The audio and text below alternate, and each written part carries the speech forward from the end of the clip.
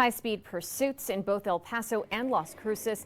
These chases have put suspects, the public, and officers at risk.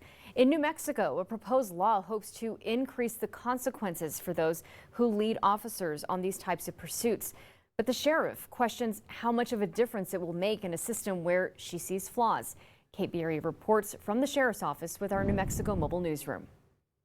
Take a look at this damage, tens of thousands of dollars worth of it to law enforcement vehicles owned by the Doña Ana County Sheriff's Office. After a pursuit playing on the left of your screen, the sheriff applauds legislation that would increase penalties for suspects fleeing law enforcement officers. December 27th in the village of Doña Ana.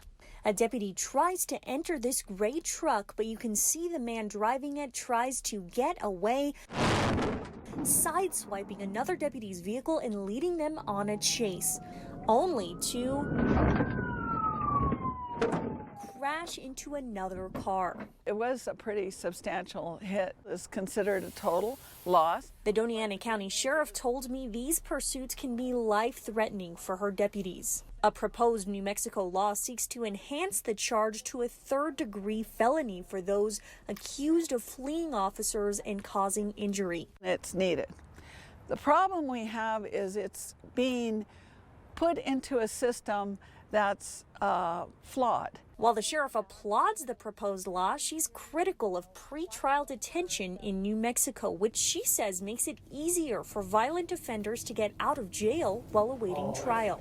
And that's the problem with a lot of these criminal type legislative processes. They look good on paper, and when they meet reality, it's a challenge.